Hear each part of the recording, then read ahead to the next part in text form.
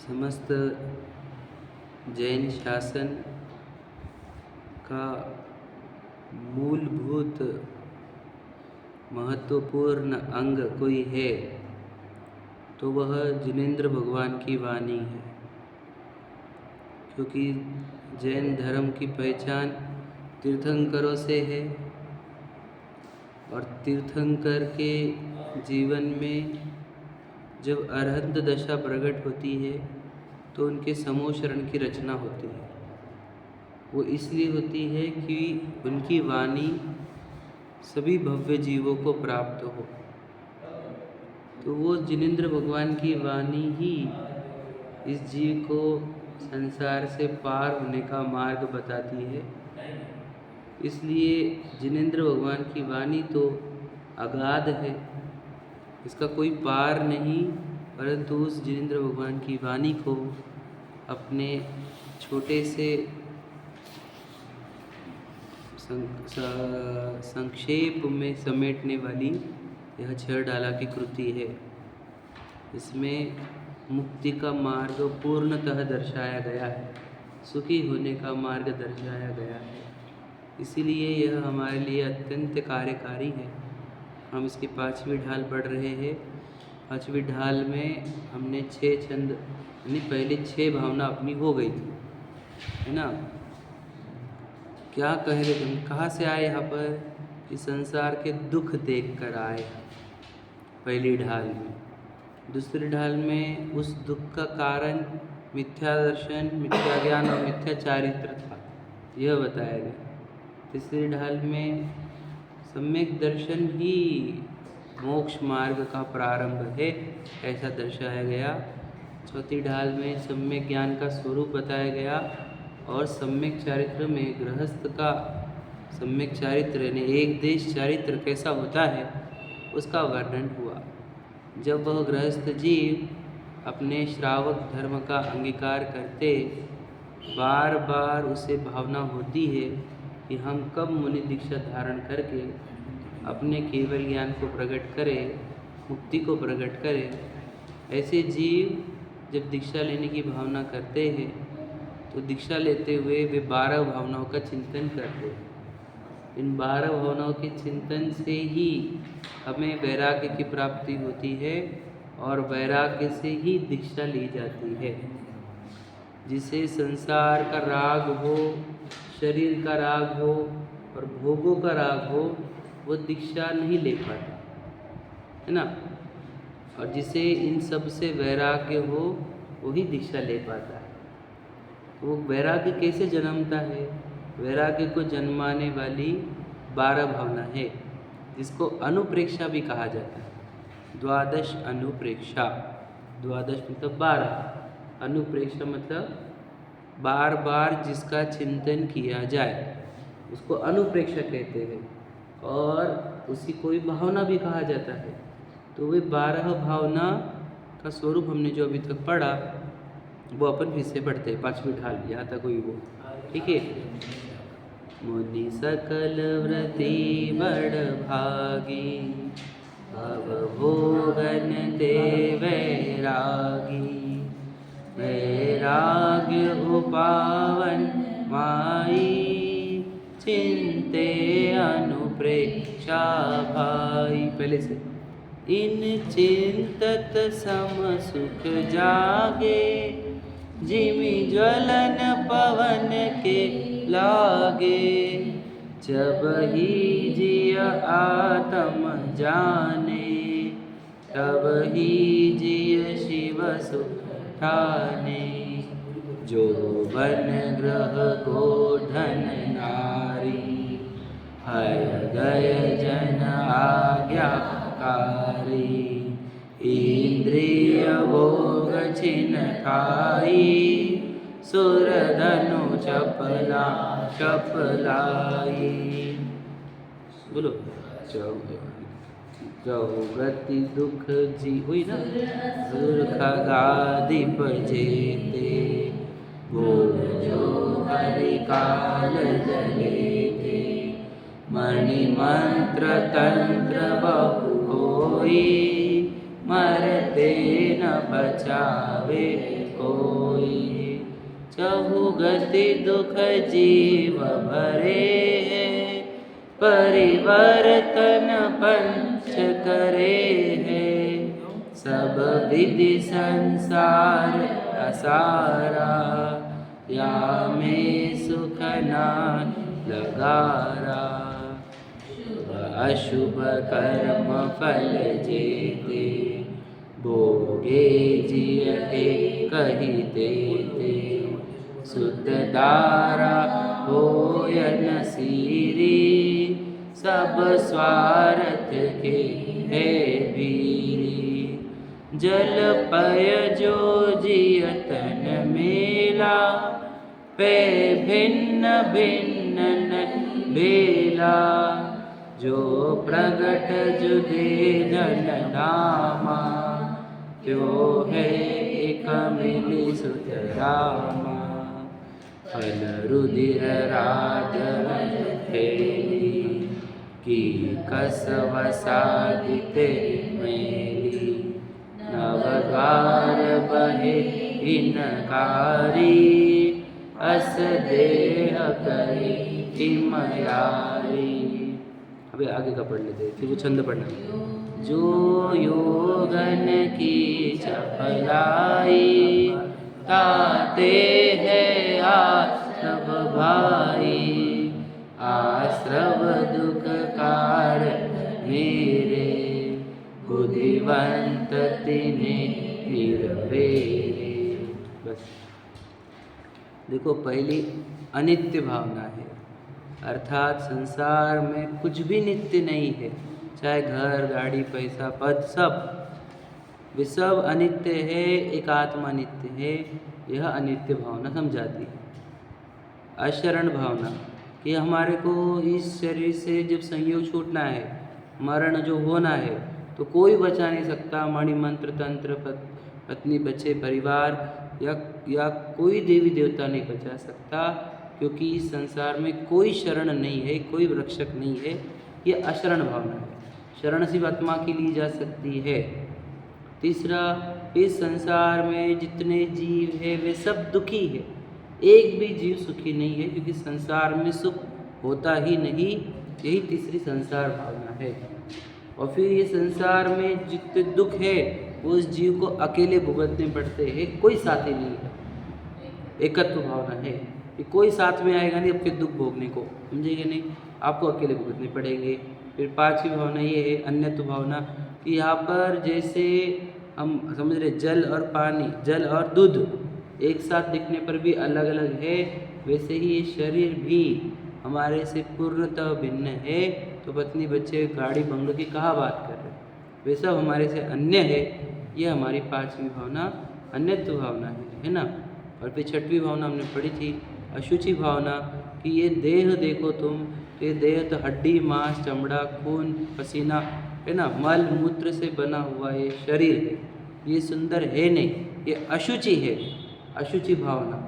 और ये शुचि तो आत्मा है, आत्मा सुंदर है, और देह तो अशुचि है। यह वर्णन हमने अभी तक पढ़ लिया है ना। अब हम अगला पाठ पढ़ रहे थे, सातवीं भावना हमारी जो है वो ये है आश्रव भावना। अब आश्रव भावना का अर्थ क्या, इसका बार बार चिंतन करना है हमारे को, कि आश्रव निरंतर हो रहे हैं। अर्थात क्या, कि हम प्रति समय आश्रव कर रहे हैं। आश्रव का अर्थ क्या, कर्मों का आना, ठीक है। निरंतर कर्म आ रहे हैं, ठीक है, हम निरंतर कर्म बांध रहे हैं, है ना। ये जो चिंतन है ये आश्रव भावना है। अर्थात क्या लिखा देखो उन्होंने, कि जो योगन की चपलाई ताते है आश्रव भाई। मतलब क्या, योगन की चपलाई का अर्थ क्या, योग अर्थात कंपन, एक्टिविटी, किसमें, मन में, वचन में, काया में। मन में विचार उत्पन्न होना, वचन से कुछ बोला जाना, या बॉडी की कोई भी एक्टिविटी हो जाना, ये सब होता है योग। मन योग, वचन योग, काय योग, ठीक है। तो जब जब मन योग, वचन योग या काय योग होगा, तब तब कर्म का आश्रव होते रहता है। योगों के द्वार से कर्म आते हैं। अर्थात क्या, कि जहाँ मन वचन काय में कोई एक्टिविटी हुई, इसका अर्थ आत्मा में कोई राग द्वेष हुआ है, इसीलिए वो मन वचन काय में एक्टिविटी हुई और वो राग द्वेष के कारण कर्मों का बंधन होगा इस जीव को। इसलिए हमारे भगवान जी की प्रतिमा देखो, वहाँ पर आपको प्रतिमा में मन में कोई विचार नहीं दिखेगा, वचन बोलते नहीं और काया स्थिर है ना। और वो मुनिराज जंगल में जाते हैं, पहाड़ों पर जाते हैं, इसीलिए कि वे मन वचन काय के योग को स्थिर करके, यानी मन वचन काय में कोई भी योग ना हो और वे अपने आत्मा का ध्यान कर सके, तब आश्रवों का निरोध होता है।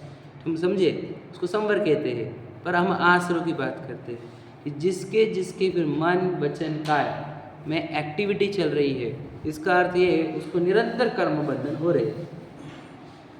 समझ रहे, मन के विचारों से कर्म बंधन होते हैं, वचनों से कर्म बंधन होते हैं और देह की क्रियाओं से कर्म बंधन होते हैं। समझे कि नहीं?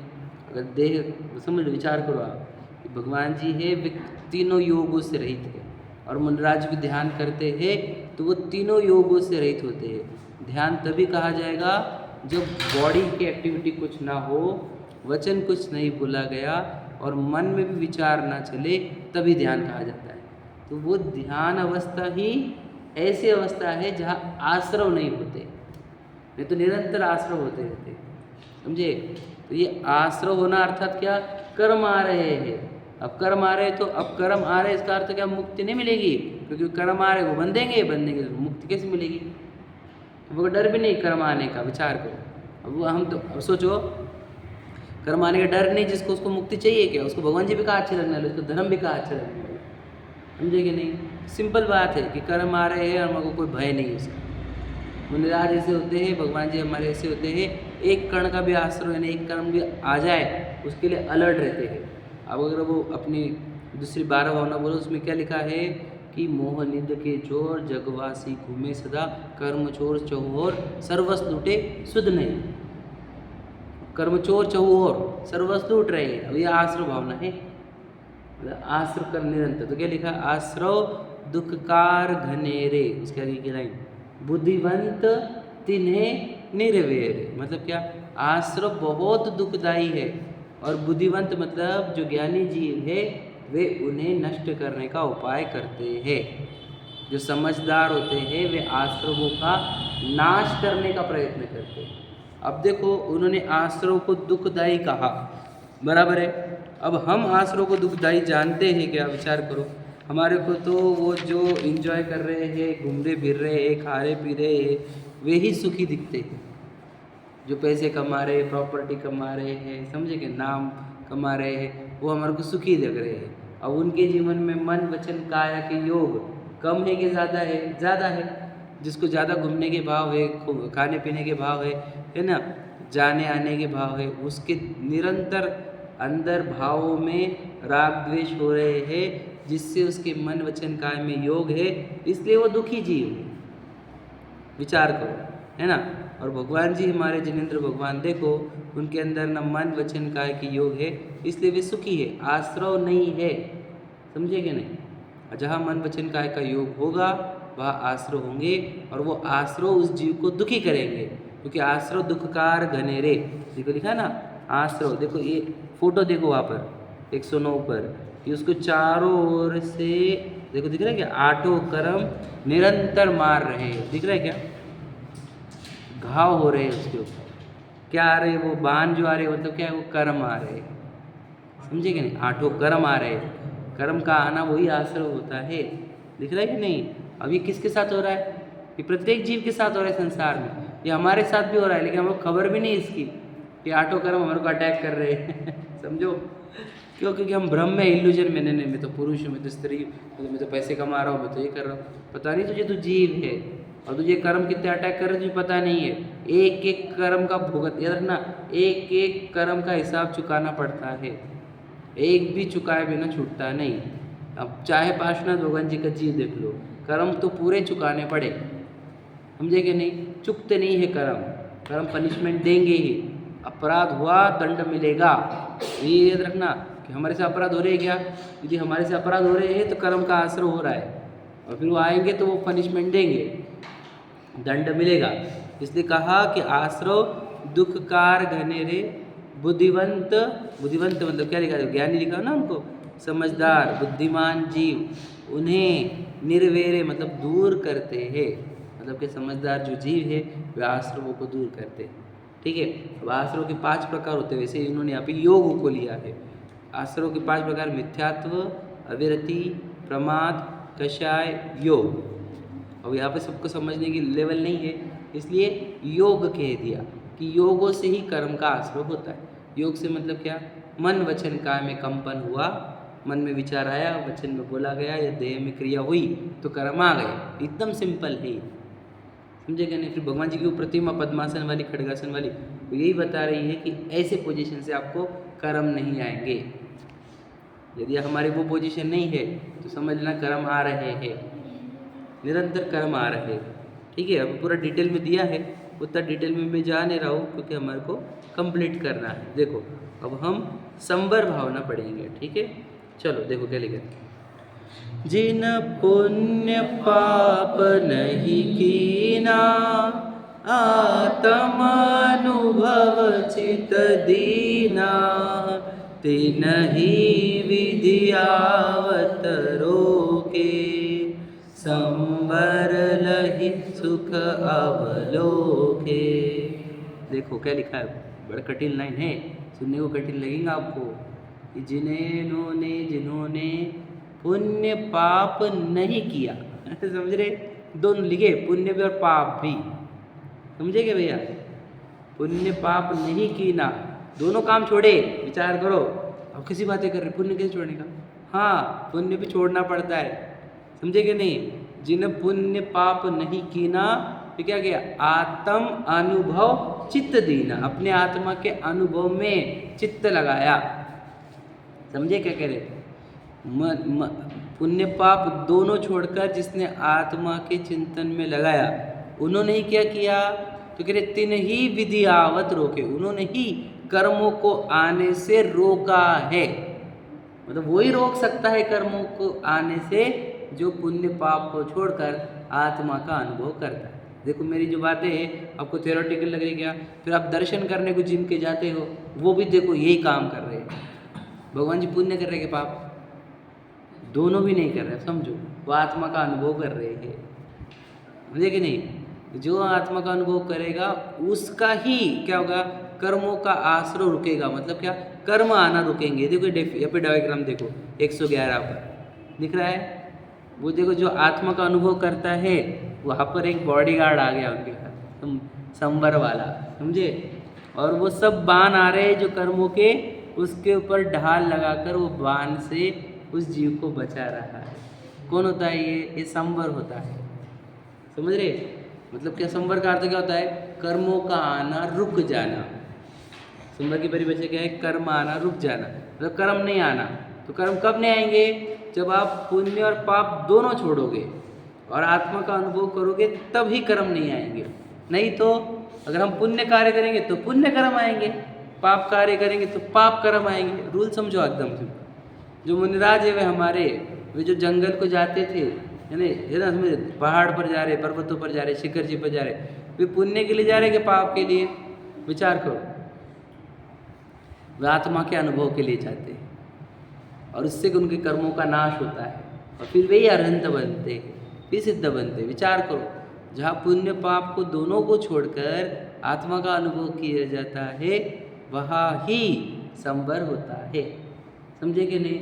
अब हम मामा को आत्मा पसंद नहीं, आत्मा की रुचि नहीं, तो हमको बताओ फिर हमारे कर्म कभी रुकेंगे कि कभी, कर्म आना रुकेंगे ही नहीं। जिस जीव का आत्मा पसंद नहीं, पता नहीं, समझेगे नहीं, सिंपल बात समझो। अब ये छेड़ला हमारी लिखी वाली नहीं है, सोचो कितने सालों पहले की है और सब वहाँ पर लिखा हुआ है, आत्मानुभव बिना कर्मों का संवर होता नहीं, क्लियर लिखा हुआ है। छेड़ाला सब मानते, सब महाराज जी भी सिखाते, विचार करो, क्लियर लिखा हुआ है वो 5वीं डाल, विचार करो, ये बहुत इंपॉर्टेंट डाल मानी जाती है। वो लिखा है कि जिन पुण्य पाप नहीं कीना, आत्म अनुभव चित दीना, तिन ही विधि आवत रोके, संवर लही सुख अवलोके। याद रखना, तो यानी सुख की प्राप्ति यदि कभी होती है इस जीव को पहली बार, तो तब होती है जब उसको आत्मा का अनुभव होता है। आत्मा का अनुभव मतलब जब वो अपने आत्मा का ध्यान करके उसको प्राप्त करता है ना, तब उसको पहली बार सुख होता है। उसके पहले तो बस वो कल्पना में है कि इससे मिलेगा, उससे मिलेगा, उससे मिलेगा। वो निरंतर प्रयत्नशील है, एक भी चीज सुखी हुआ नहीं। तो कब सुख होता है? जब संवर होता है, तब पहली बार सुख होता है। याद रखना मेरी बात। पुण्य पाप में भी लगने वाले जीवों को सुख नहीं मिलता, पुण्य में भी नहीं मिलता। जब आत्मा का अनुभव होता है तब सुख होता है। अब लिखा हुआ है देखो, संवर लही सुख अवलोके, मतलब क्या? देखो, अगर शब्द का अर्थ पढ़ोगे कि संवर प्राप्त करके सुख का साक्षात्कार किया, ऐसा लिखा है। साक्षात्कार मतलब क्या? स्पष्ट देखा उसको, उस सुख को, समझे कि नहीं? देखो, सुख नाम की जो भाव है, यानी उसका उगम स्थान कौन है, ये विचार करो। सुख नाम के भावों का या सुख नाम के कंसेप्ट कहाँ से डिराइव होती है, कहाँ से निकलती है? रखना, कोई पैसे में, प्रॉपर्टी में, पत्नी बच्चों में, खान पान में सुख है नहीं। देख, निकाल के रहो वहाँ पर। किसी ने बोला नहीं, रसगुल्ले में हमारे को बहुत सुख आता है, तो उसको 1 खिलाया, फिर 2 खिलाए, फिर 4 खिलाए, फिर 8 खिलाए, 12 खिलाए, सुख बढ़ता गया कि नहीं? बताओ। घटता गया हो तो। समझे कि नहीं? तो कौन सी चीज़ से सुख है? विचार करो। सुख का स्रोत आत्मा है, आत्मा में से सुख निकलता है। हमने कहा था आपको, देखो भगवान जी मुनिराज जो है, मुनिराज थे, वे ध्यान करने लिए शिखर जी गए। फिर समझ लो ना, कौन से भगवान जी? मल्लीनाथ भगवान जी ले लो आप, शिखर जी के ले गए। मुनि थे, फिर ध्यान किया आत्मा का, फिर केवल ज्ञान हुआ। तो केवल ज्ञान हुआ मतलब क्या? अनंत दर्शन, अनंत ज्ञान, अनंत सुख, अनंत वीर, चारों प्रकट हुए। तो अनंत सुख आया, तो वो कहाँ से आया? समझे? शिखर जी में से आया कि नहीं? शिखर जी से नहीं, आत्मा में से आया। विचार करो, अनंत ज्ञान कहाँ से आया? आत्मा में से आता है। मतलब ज्ञान और आनंद अंदर से निकलता है, हम बाहर खोज रहे हैं। और हमारे भगवान जी हमारे को यही उपदेश देते हैं कि अंदर ज्ञान भी अंदर, सुख भी अंदर। इसलिए कहा कि जो जीव संवर प्रकट करेगा उसको ही सुख की प्राप्ति होगी। जो संवर प्रकट नहीं करता उसको कभी सुख नहीं मिलता। आज तक जीव दिखा दो हमारे को, एक तभी सुखी जीव दिखाओ। चैलेंज देते हैं हम, ओपन चैलेंज। आत्मा को जाने बिना सुख की प्राप्ति हो नहीं सकती, ठीक है? नहीं तो कितने प्रयत्न कर लो तुम। याद रखना, तेल निकालना हमारे को मिट्टी में से कितने साल बाद निकलेगा? जिसमें तेल है नहीं उसमें से निकाल के सकोगे? तो वही तो कह रहे, सुख नाम का कंसेप्ट आत्मा में से निकलता है, बाकी और किसी से नहीं निकलता। तुम दुनिया के पूरे प्रयत्न कर लो, तुम महलों जमा कर लो, तुम प्रॉपर्टी जमा कर लो, पत्नी बच्चे जमा कर लो, वो सुख नहीं आएगा तो नहीं आएगा। सोचो, तीर्थंकरों के पास सब रहते हुए भी उन्हें छोड़ा ना, इसका अर्थ क्या होता है? ये छोड़ेंगे और आत्मा में जाएंगे तो सुख मिलेगा, ठीक है? देखो, ये सांवर भावना समझ में आ रही है आपको? कठिन लग रहा होगा, वैसे इजी है। कर्म आना रोकना होगा आपको। कर्म आना कब रुकेंगे? जब आप आत्मा का अनुभव करेंगे तब, नहीं तो कर्म आना रुकेंगे नहीं, ठीक है? अब अपन निर्जरा भावना पढ़ते हैं, ठीक है? पढ़ते देखो, निज काल पाय विधि जरना, तासो निज काजन सरना, तप करि जो कर्म खिपावे, सोई शिव सुख दर्शावे। देखो क्या कहा कि कर्म, देखो क्या होता रहता है। मैंने बताई थी एक बार आपको स्टोरी, थोड़ा सा एग्जाम्पल भी बताया था एक बार, कि एक समझ लो टंकी है, पानी की टंकी, उसमें से हमने नल का टैप चालू किया ऊपर, तो पानी गिर रहा था टंकी में, और नीचे से भी एक टैप है जिसमें से पानी जा रहा, समझ रहे? तो ऊपर से भी पानी गिर रहा है और नीचे से बह रहा है, तो वो टंकी क्या होती है? निरंतर उसके अंदर पानी बना रहता है। बात समझिएगा नहीं? वैसे ही हमारे अंदर भी पुराने कर्मों का स्टॉक है, और उसमें क्या हो रहा है? नए नए कर्म आते जाते हैं और वो हमारे को फल दे के निकलते जाते हैं, समझे कि नहीं? तो ऐसे कर्मों का स्टॉक बना हुआ रहता है, समझे कि नहीं? तो फिर आप बोलेंगे देखो कर्म हमारे को फल दे के निकल रहे, तो निर्जरा हो ही रही हमारी। तो कहते इससे तुम्हारा कार्य नहीं होगा, आपको तब करके पूरा के पूरा स्टॉक खत्म करना होगा, समझे? क्या कहा हमने? देखो, तुमने एक छोटा सा टैप लगाया है, तो फिर क्या होगा, उतनी स्पीड से आ रहे हैं कर्म और तुम उतनी स्पीड से बाहर जा रहे, तो एक कर्मों का स्टॉक कभी खत्म होगा ही नहीं। तो आपको कर्मों का स्टॉक खत्म करना है तो क्या करना होगा, आउटफ्लो की स्पीड बढ़ानी होगी, बराबर है कि नहीं। तो आउटफ्लो की स्पीड कैसे बढ़ाएंगे, तो कह रहे तप से बढ़ती है। देखो लाइन क्या है वो पढ़ाओ, देखो निज काल पाय विधि झरना, मतलब क्या, जिसका टाइम आया और वो कर्म निकलते जा रहा है, तो कह रहे तासो निज काज न सरना, उससे अपना कोई कार्य नहीं सरता कि कर्म आ रहे पुराने वो फल देके निकल रहे, इससे कुछ नहीं होगा। तो आपको क्या करना होगा, तप करी जो कर्म खिपावे, तप करके जो कर्म नष्ट होते हैं सोई शिव सुख दर्शावे, वो ही हमारे को शिव सुख में मोक्ष का सुख दिखाएगा।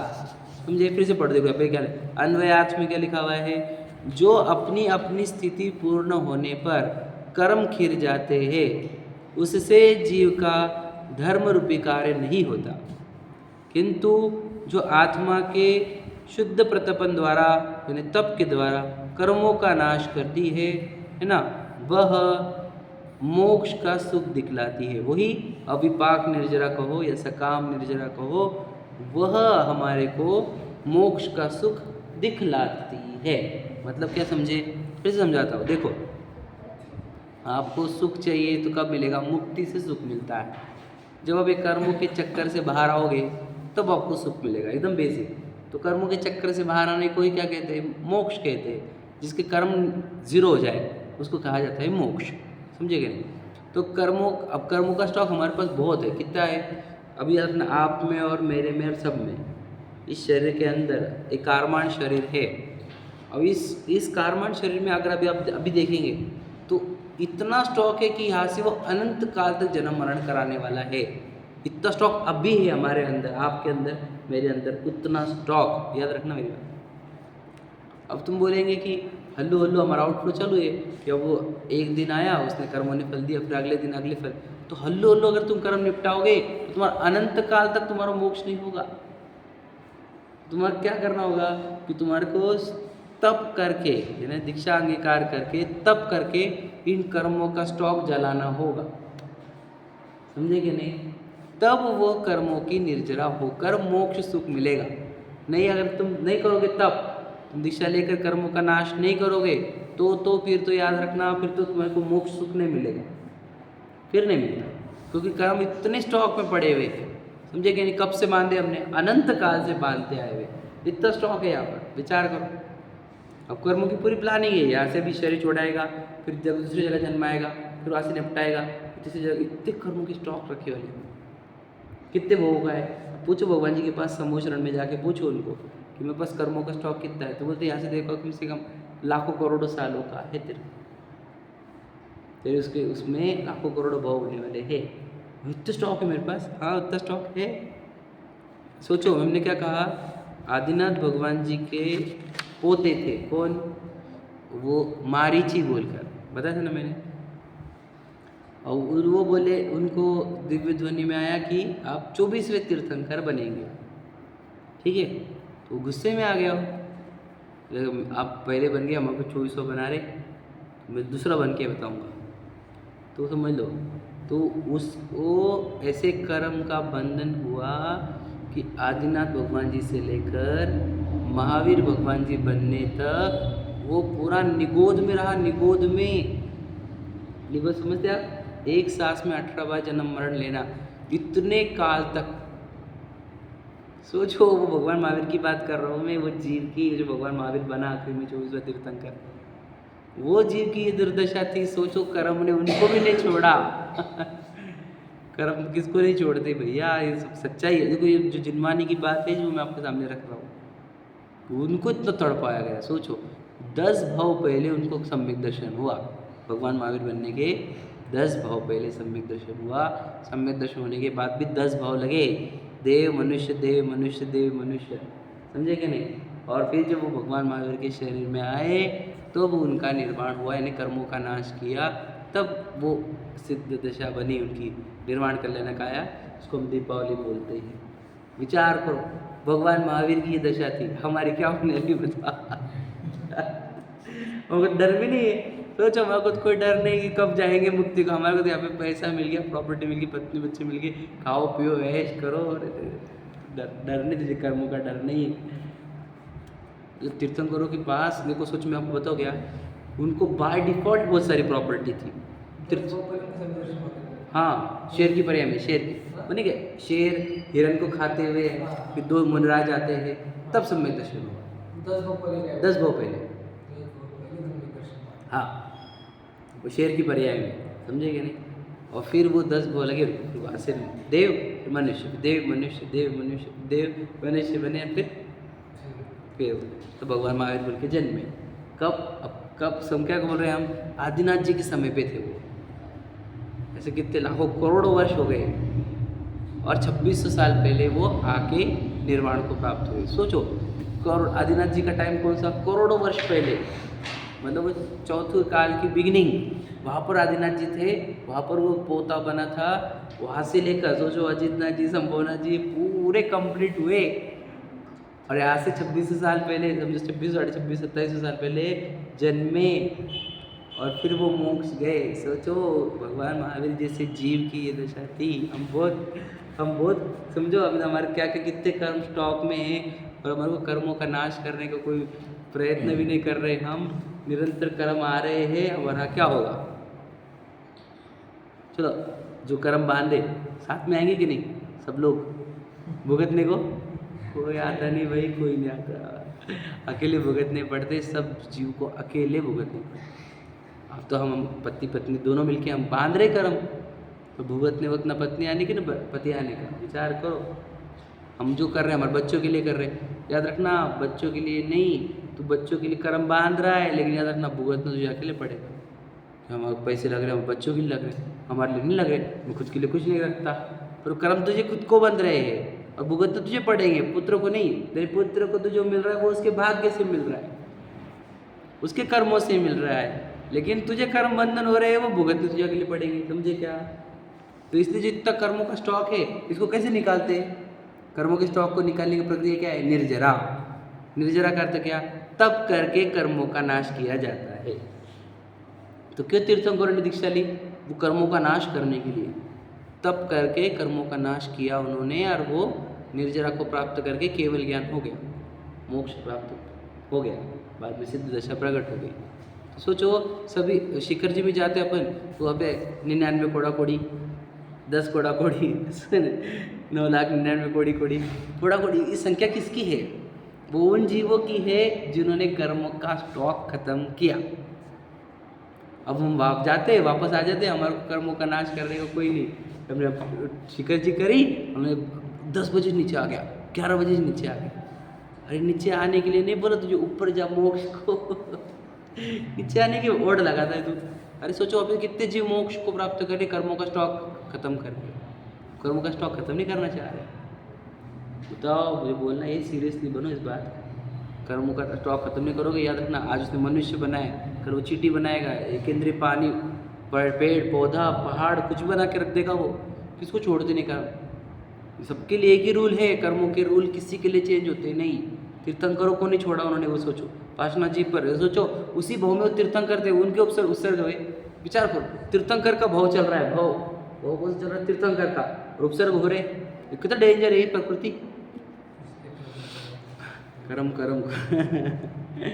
कर्मों ने ना ही बख्शा बख्शते नहीं वो, क्योंकि हमारे किए हुए, हमारे ही किए, हमने बांधे हुए। अब बोलोगे कि नहीं मेरे साथ नाइंसाफी हो रही, ऐसा होता नहीं कि तुम्हारे से लगाओ कि मेरे साथ नाइंसाफी हो रही, बोलते नहीं बेटा, सीसीटीवी देख, तूने ही ये भाव किए थे, तभी तो तुझे उदय आ रहे हैं। समझे कि नहीं? ऐसा कभी नहीं होगा कि मेरे साथ नहीं, मैंने कुछ भी नहीं किया था तब भी मेरे साथ बुरा हो रहा है, ऐसा होता नहीं। जो हो रहा है कर्मों के अनुसार होता है, जैसी करनी वैसी भरनी, दुनिया में प्रसिद्ध है, गाने बने उस पर, पिक्चरों के, है कि नहीं? अब बताओ वो खेलना क्या, रूल प्रकृति का क्या है? कर्मों का खेल है, और कर्मों का नाश करने का जरिया क्या है? निर्जरा। निर्जरा कैसे होती है? तप करने से। जो तप करेगा वो निर्जरा कर पाएगा, वो कर्मों का स्टॉक खत्म कर पाएगा, वही मुक्ति को जा पाएगा। समझ में आया?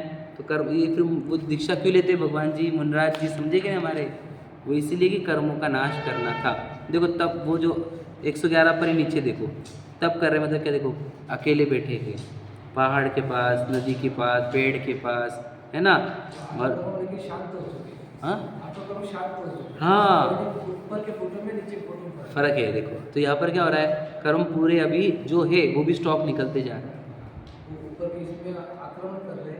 आक्रमण हो रहा था लेकिन बच रहे थे, ये बचा दिया था। आक्रमण तो इसके पहले वाले पे आश्रम में, संवर में ये बचाया जा रहा है और यहाँ पर निकाले जा रहे हैं कर्म। आपको वो जहाज का एग्जाम्पल पता है ना, ये जो आश्रम था उसमें क्या होता है, नौका में छेद हो गया था, पानी जमा हो रहा था। संवर में क्या हुआ, हमने वो छेद बुझा दिया तो पानी आना बंद हो गया। अब निर्जना में क्या हो रहा है, पानी को बाहर निकाला जा रहा है। समझे कि नहीं, वही है ये नौका का एग्जाम्पल, समझे कि नहीं। तो ये अब हमारी नौका क्या है ये बताओ, हमारी नौका में छेद है कि नहीं है? तो कंटिन्यू कर्म आ रहे हैं। अच्छा हमने कर्म वो छेद बुझाया क्या, नहीं बुझाया, बुझाया नहीं तो आ ही रहा है पानी। अब क्या होगा, नौका डूबेगी भैया, निगोद में जाना पड़ेगा। भगवान महावीर का केस बता दिया हमने आपको, आदिनाथ जी के समय से लेके भगवान महावीर की केस, कितने देर तक वो निगोद में रहे, विचार करो। संसार डेंजर है। निर्जरा समझ में आई। चलो अब 10वीं भावना पढ़ती हूँ, लोक भावना।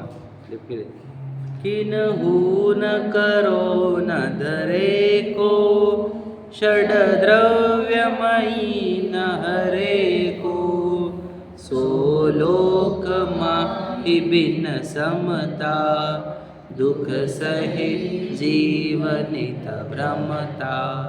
देखो क्या लिखा है, किन्हु न करो न धरे को। देखो ये बहुत इंपॉर्टेंट बात है, क्या कि ये जो दुनिया है ये किसी ने बनाई नहीं है और कोई इसको धारण नहीं करता।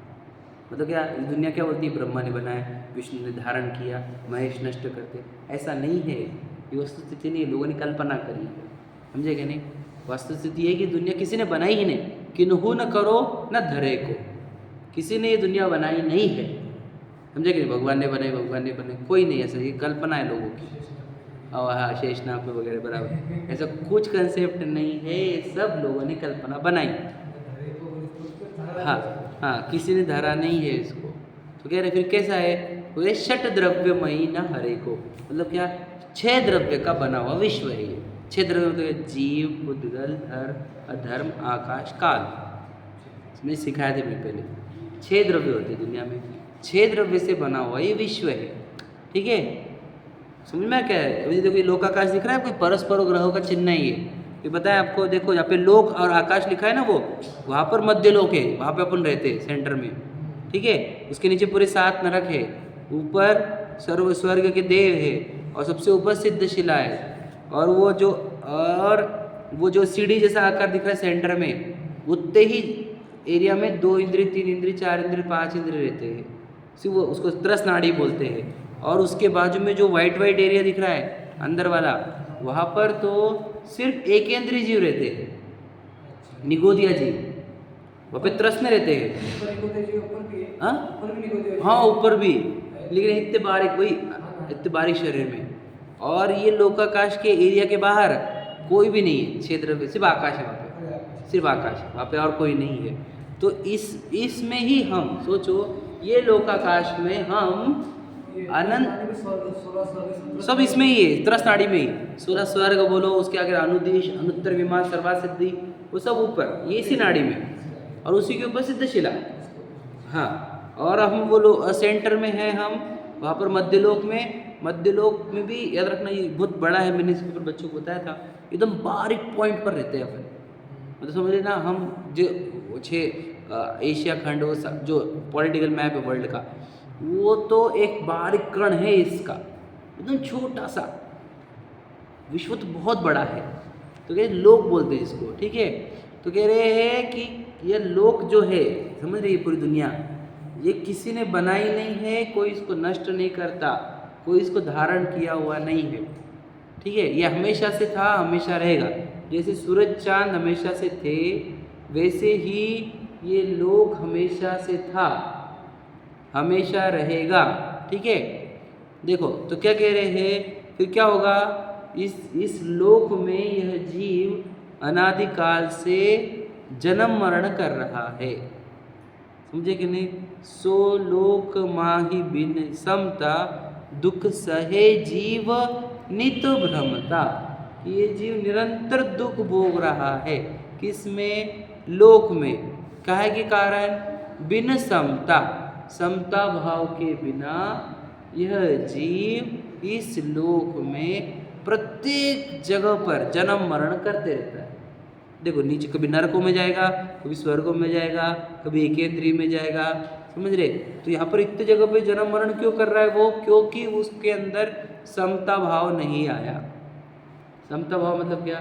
किसी से मोह नहीं, किसी से राग नहीं, किसी से द्वेष नहीं, है क्या नहीं? जो है उसका ज्ञाता दृष्टा रहना, ऐसा समता भाव उसको नहीं आया।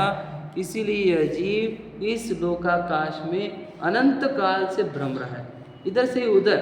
14 राज उत्तुंग नभ, लोक पुरुष संठान, तामे जीव अनादिते, भ्रमत है बिन ज्ञान।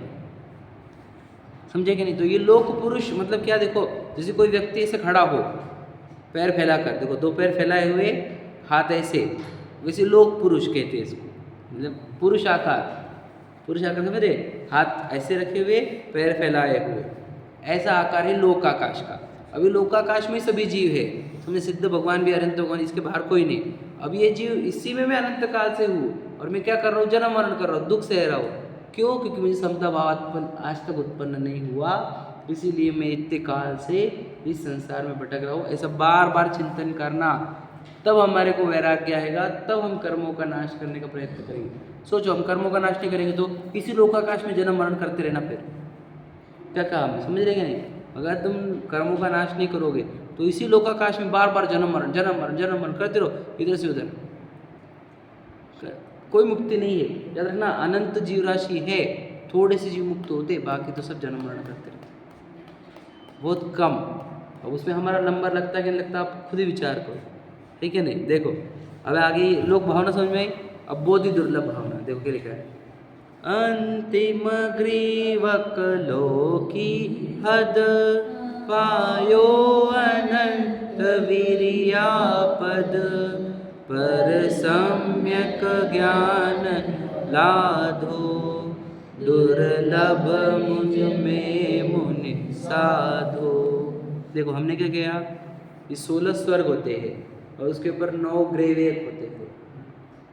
तो हम 9वें ग्रेवेक तक भी बहुत बार गए, 9वें ग्रेवेक तक भी, 16 स्वर्ग पार करके 9वें ग्रेवेक तक भी बहुत बार गए, समझ रहे?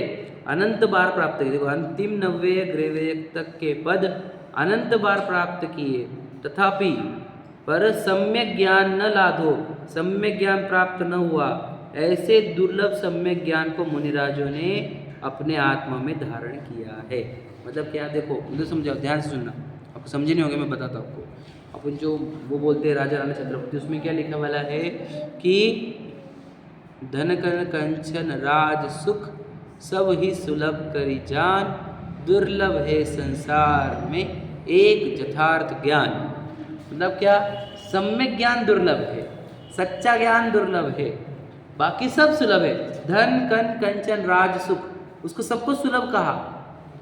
तुम कह रहे ना स्वर्ग के पद भी प्राप्त कर लिए हमने 9वें ग्रेवेक तक के, ये सब सुलभ है, वो तो अनंत बार प्राप्त कर लिए, लेकिन आज तक जो प्राप्त नहीं किया वो क्या है? सम्यक ज्ञान नहीं, सम्यक ज्ञान नहीं प्राप्त किया। बाकी सब कुछ प्राप्त किया हमने, याद रखना।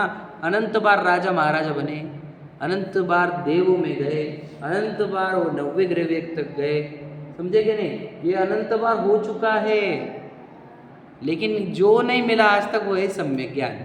सम्यक ज्ञान का अर्थ क्या? सच्चा ज्ञान, आत्मा का ज्ञान, अपने आत्मा का ज्ञान। और मुनिराज क्या करते हैं? इसी सम्यक ज्ञान को अपने आत्मा में सिक्योर्ड रख देते हैं, जिससे मतलब अपने अंदर से सम्यक ज्ञान को जाने नहीं देते, प्राप्त करते उसको। सम्यक ज्ञान कहाँ से मिलेगा? जिनवाणी से ही मिलता है। सम्यक ज्ञान कहाँ से मिलता? पता है आपको? समोशरण में जो भगवान जी कहते हैं वही जिनवाणी में लिखा हुआ है, उसको पढ़ने से इस जीव को सम्यक ज्ञान की प्राप्ति होती है। और सम्यक ज्ञान की प्राप्ति 4th डाल में हमने कहा है, सम्यक ज्ञान की प्राप्ति हो गई तो याद रखना, आज तक जो नहीं हुआ वो कौन सा काम था? सम्यक ज्ञान नहीं मिला था। और आज अगर हम जिनेंद्र भगवान की वाणी पढ़ेंगे, रोज स्वाध्याय करेंगे, तो सम्यक ज्ञान हो सकता है। तो आज तक जो नहीं हुआ वो कार्य आज हो सकता है। तो किसको पड़ी है स्वाध्याय की?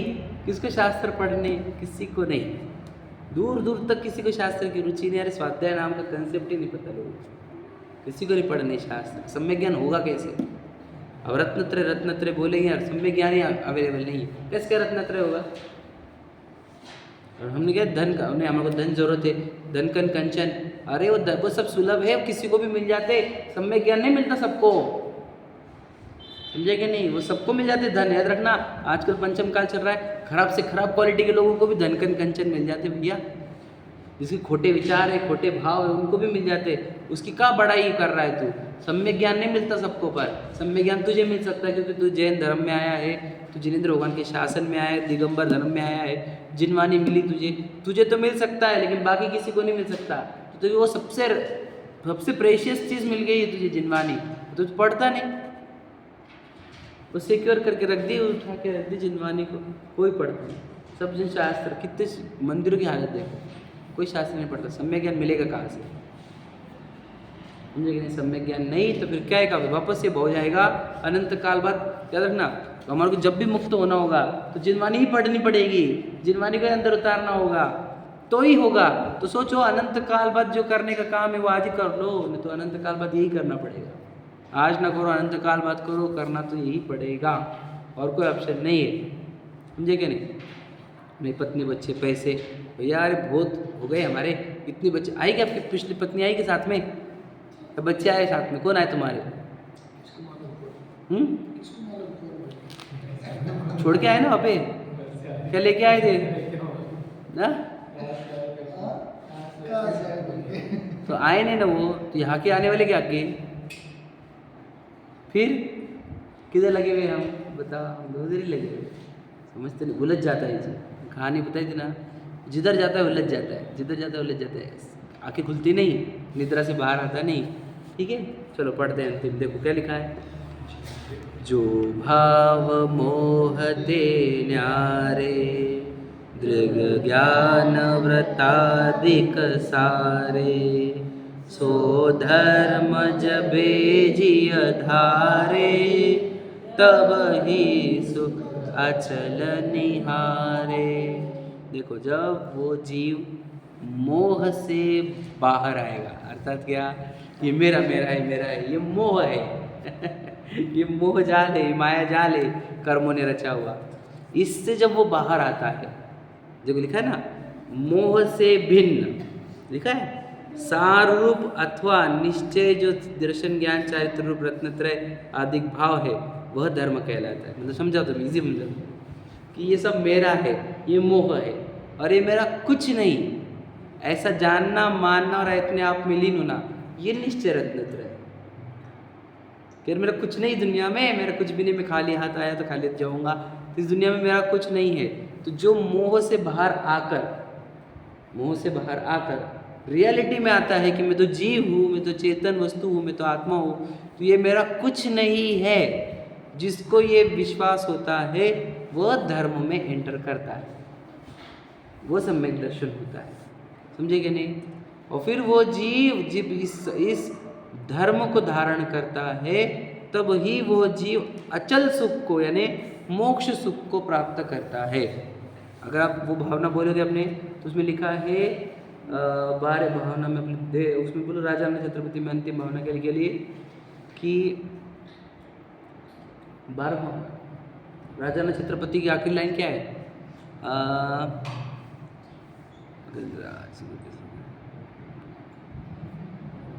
जाचे सुर तरु देय सुख, चिंतत चिंता रे, बिन जाचे बिन चिंतये, धर्म सकल सुख देन। आगे लाइन समझे कि नहीं? कि सुर तरु को, यानी कल्प वृक्ष को मांगने पर वो देते हैं, और चिंतामणि रत्न को चिंतन करने पर वो देता है। लेकिन धर्म ऐसा है, बिना मांगे और बिना चिंतन किए सब सुख देता है हमारे को। तो धर्म से ही सुख मिलेगा और किसी से सुख नहीं मिलेगा। यह बार बार चिंतन करना, ये धर्म रूपी भावना है। समझे कि नहीं? ये धर्म भावना होती है। पहले अनित्य भावना, आचरण भावना बताई ना हमने। तो ये बार बार चिंतन करना कि सुख मिलेगा तो धर्म से ही मिलेगा, धर्म के बिना कहीं से सुख नहीं मिलता। समझे कि नहीं? तो ये धर्म भावना होती है 12 की। समझे? तो हमने कौन सी भावना देखी आज? आश्रव भावना, मतलब कर्म आ रहे हैं। फिर संवर भावना, कर्मों को रोकना। फिर निर्जरा भावना, यानी कर्मों का निकलना। फिर बोलो लोक भावना, लोक में मैं अनंत काल से जन्म मरण कर रहा हूँ। फिर बोधि दुर्लभ, समझे कि नहीं? बोधि दुर्लभ आई कि नहीं? हाँ, बोधि दुर्लभ है, समझे कि नहीं? कि हमारे, हाँ, कि हमारे को सम्यक ज्ञान ही नहीं मिला, बोधि दुर्लभ भावना। और धर्म भावना, कि धर्म ही सहारा, सुख देने वाला। देखो तभी मोक्ष का सुख मिलता है, धर्म से ही मोक्ष का सुख मिलेगा। तो मुझे बताओ, मुझे धर्म की रुचि नहीं है, मुझे प्रॉपर्टी की रुचि है, तो सुख नहीं मिलेगा बेटा तुझे। मुझे प्रसिद्धि की रुचि है, मुझे परिवार की रुचि है, तो तुझे सुख नहीं मिलेगा, क्योंकि सुख देने के लिए धर्म ही एकमात्र उपाय है। धर्म से ही सुख होता है। हमारे तीर्थंकरों ने क्यों धर्म को चुना, पत्नी बच्चों को क्यों छोड़ा? हमने बताया था, शांतिनाथ जी, कुंतुनाथ जी और अरनाथ जी। आपको तीनों पता है कौन थे? चक्रवर्ती थे। इनकी एक टाइम पे 96,000 रानियाँ थी, एक टाइम पर। और ऐसे तो करोड़ों रानियाँ होकर गई उनकी।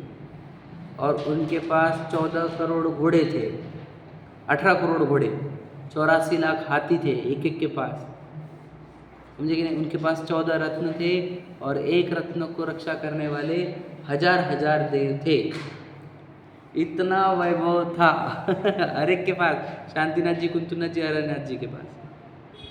6 खंड पे उनका राज्य चलता था। कामदेव थे तीनों की तीनों, एकदम सुंदर शरीर। फिर भी दीक्षा लेकर चले। क्यों बताओ ना? ये धर्म के लिए, समझे कि नहीं? तो बताओ, धर्म के लिए सब कुछ छोड़ा जा सकता है, लेकिन किसी भी चीज़ के लिए धर्म नहीं छोड़ा जा सकता। याद रखो इस बात को। जब उन तीर्थंकरों से सीखो अपने, क्या बोल रहे हैं वो? धर्म के लिए सब कुछ छोड़ा जा सकता है।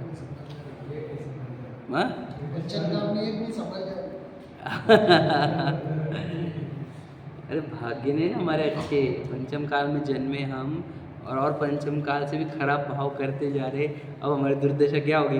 हम लोग पंचम काल भी नसीब में होगा, छठे काल में जन्मेंगे हम। देखो पंचम काल में जन्मे, ये पुराना भाग्य, पुराने खोटे भाव किए थे, इसलिए पंचम काल में जन्मे। अब हम पंचम काल में आके पंचम काल के लोगों से बराबरी कर रहे हैं खुद की, तो उनके जैसे बुरे भाव कर रहे हैं, तो सोचो हम पंचम काल के लायक भी नहीं बचेंगे, हम छठे काल में जन्मेंगे इसके बाद। तो उनको भाव की लेवल बढ़ानी पड़ेगी, ऊँची करनी पड़ेगी, जिनवानी से भाव सुधरते। दुनिया से कंपेयर नहीं करता मैं, दुनिया वाले पागल है वो लोग जो कर्म बांधने दो, हमने बांधेंगे भैया। मुझे मेरा जन्म सुधारना है, मेरा जीवन सुधारना है, मुझे मेरे भाव सुधारने, मैं नहीं करूँगा। तो इन लोगों से कंपैरिजन बंद करता है वो, दुनिया के रेस में भागता नहीं, वो अपने भाव सुधारता है। वो भाव सुधार के वो एकदम आनंदित, शांत एकदम, और अपनी मुक्ति को देखता है, अपने आत्मा को देखता है, एकदम आनंदित। दुनिया उसको पागल बोलती है, वो दुनिया को पागल समझता है क्या पागल है? अरे हाँ हम पागल है, ठीक है। तो दुनिया की नज़र में हम पागल ही सही, हमें पता है हम क्या कर रहे हैं। हम भगवान, हम तो अकेला चल रहे, तो इस रास्ते पर हमारे को पता है हम अकेले, लेकिन हम भगवान जी के रास्ते पर चल रहे हैं। जिस पंथ चले भगवंत वही आचरिए, जिस पंथ पर भगवान चले वही पंथ पे चलना चाहिए। अब पता हम भगवान जी के पंथ पर है कि इन पागल लोगों के पंथ पर, मोही लोगों के, ठीक है। देखो अंतिम जो छंद पढ़ना है 15वां कंप्लीट हो जाता। देखो, सुधर्म मुनि न करी धरिए, तिन की कर तो चरिए, ताको सुनिए भवि प्राणी, अपनी अनुभूति पिछानी। देखो, सो धर्म, जो धर्म की बात हम कर रहे हैं, उसको कौन धारण करते हैं? मुनिराज धारण करते हैं। फिर उनके हम वो मुनिराज धर्म धारण करके कैसा जीवन जीते हैं वही हम बताएंगे, समझेंगे नहीं? छठवें ढाल में, समझेंगे? ताको सुनिए, उसको सुनो हे भव्य प्राणी, उसको सुनो, क्योंकि फिर आपको पता चलेगा कि हमने कैसा जीवन जीना चाहिए। अपने अनुभवों को पहचानो। मतलब क्या? देखो, वो मुनिराज जो जंगल में जा रहे वो सही काम कर रहे कि हम घर पे जा रहे वो सही काम कर रहे? विचार करो क्या बोलना है हमारे को? मुनिराज का जीवन सही कि हमारा जीवन सही? विचार करो, आप समझ, कोई स्वीकार, आपको ये इस मिस्ट्री को सॉल्व करना ही पड़ेगा। वो सही जीवन जी रहे कि हाँ वो सब छोड़े और अपने आत्मा के लिए काम कर रहे। हम आत्मा को छोड़कर दुनिया के लिए दुनियादारी में लगे हुए। इसलिए वो मुनराज का जीवन कैसा होता है, उनका आचरण कैसा होता है, इसका पूरा वर्णन 6वीं ढाल में है। आप पढ़ेंगे तो आपको अद्भुत लगेगा, बहुत मज़ा आएगी, है ना। पर वो पढ़ना चाहिए, है ना। अब वो तो ज़बरदस्त 6वीं ढाल है और हमारे पास लोगों को सुनने को टाइम नहीं है। क्यों? ये सब घोर पंचम काल है ना। पंचम काल हम क्या बोले। अब जिनके नज़दीक हो रहा है स्वाध्याय, वे भी स्वाध्याय को नहीं आ रहे, कैसे अंतराय कर्म बांध रहे होंगे, विचार करो। कल चल के चाहिए रहेगा तो मिलेगा नहीं। भाग्य खुद ही भाग्य को अभाग्य कर रहे हैं हमारे। बस मुनिराज का स्वरूप, क्योंकि जिससे भगवान बनते हैं। यानी देखो मुनिराज एंड अगर पढ़ोगे आप कि वही मुनिराज इस आचरण को पालते हुए अरंत कैसे बने, पूरा लिखा है। अरंत बनने की पूरी प्रोसीजर, सिद्ध बनने की पूरी प्रोसीजर लिखी वाली है। मुनिराज से सिद्ध बनने की प्रोसीजर है पूरी उसके अंदर, समझे। मुनिराज कैसे होते, क्या करते, बहुत इम्पोर्टेंट इंटरेस्टिंग पार्ट है कि नहीं। पूरा ही इंटरेस्टिंग, हम क्या कहें, मतलब क्या है, लोगों को वो इंटरेस्टिंग लगता नहीं। मोदी जी इंटरेस्टिंग लगते हैं, है ना। पॉलिटिक्स इंटरेस्टिंग लगता, पत्नी बच्चे, खान पान, घूमना फिरना, बर्थडे पार्टियाँ, एनिवर्सरी पार्टी, सब वही अच्छी लगती। क्या करें, है ना। देखो पंचम काल है, चलो